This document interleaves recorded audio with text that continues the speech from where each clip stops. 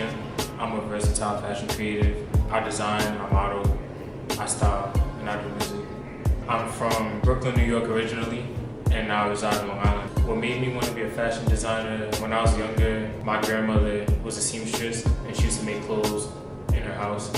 And she always used to yell at me for touching her sewing machine.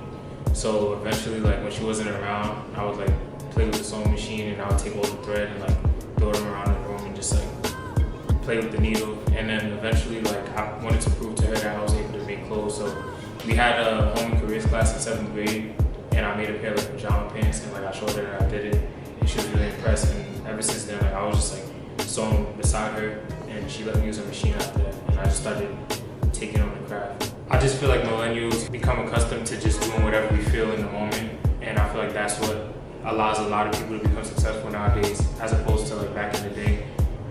People would always follow like routines or like guidelines that society would set up, and I feel like millennials today are able to create their own path and follow it and pave lanes for other people behind them. I have a great balance between my social life and my work life. I try to create a schedule in my mind, like, okay, I'm gonna work on this, and when I feel like I don't want to do it anymore, I'll just put it aside and go do whatever else that I want to do. And it might seem like really nonchalant, but it kind of works out for me because I don't like to overexert myself.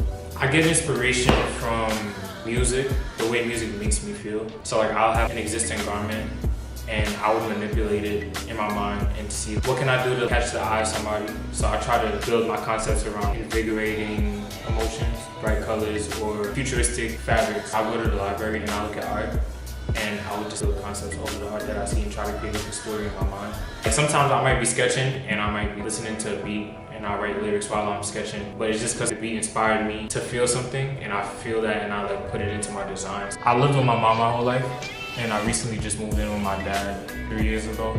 I never really faced scrutiny from her because she was a very supportive mom, but the only thing is when I applied to FIT, she wasn't really for it at first, only because she felt like I wasn't gonna be able to get like good jobs out of college with a fashion degree. And I had to like spend a lot of time kind of like explaining to her what they have out there, and there's so many opportunities and we need to get dressed every day. So there's always like a whole bunch of positions, and it's not just fashion design.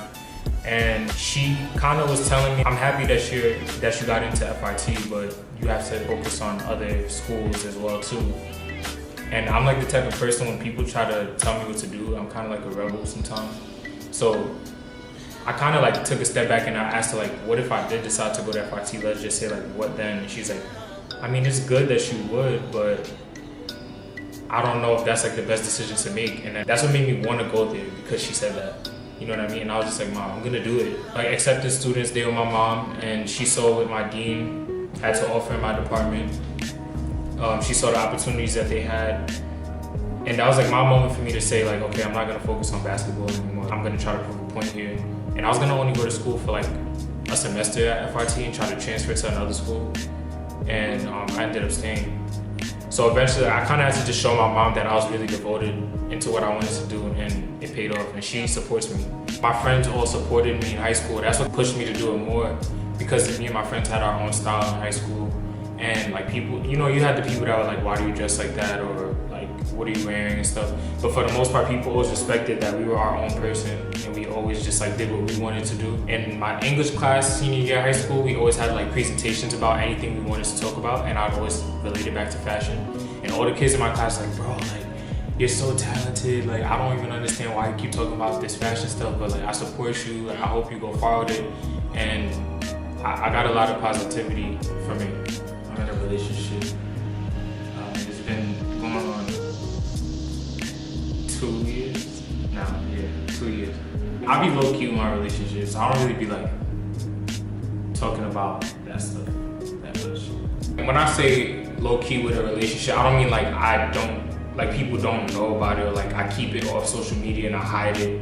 But I don't tell people my business on social media about my relationship. And the only reason why I say it's okay to be low-key to an extent is because when people have information to stuff that goes on into your life, they feel like they have control of it too. And sometimes they feel like they're able to step in and say certain things or do certain things. Or like I've just seen relationships like go bad just because of somebody's friend stepped in and like told somebody something that didn't happen. Somebody that's outside of my relationship is not gonna understand why we are the way we are, because they weren't there from the time we started to now.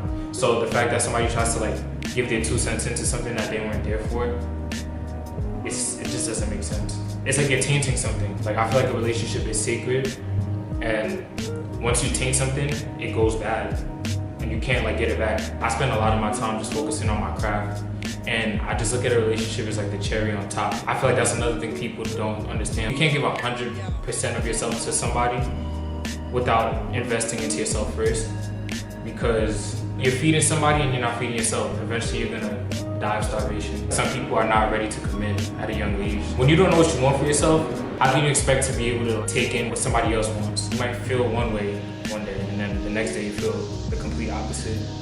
And I have felt like that before, like not in my current relationship, but in the past. And then I just got to a point where I met somebody who understands me and takes me as I am, and it's just like the feeling that you get, and you realize like, if I lose this, I'm done.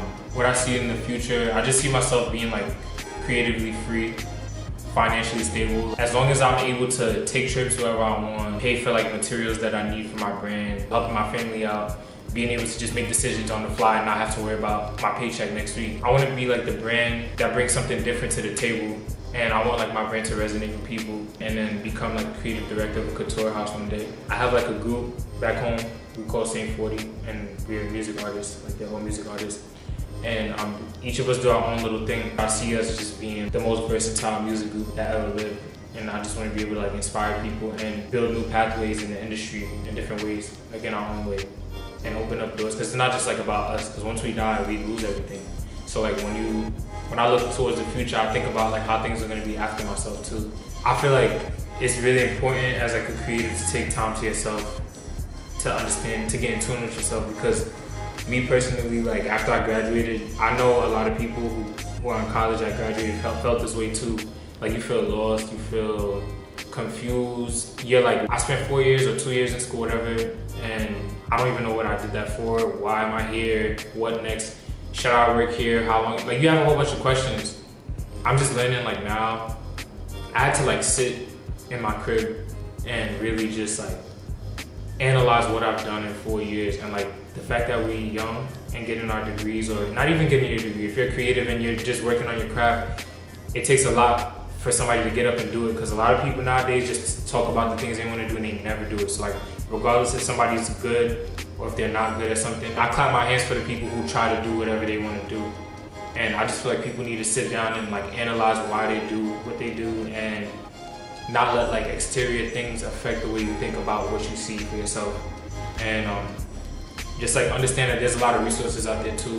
Getting in tune with yourself and understanding what your goals and your aspirations, understanding the resources that you have, or the resources that you can create with social media especially, can put you forward.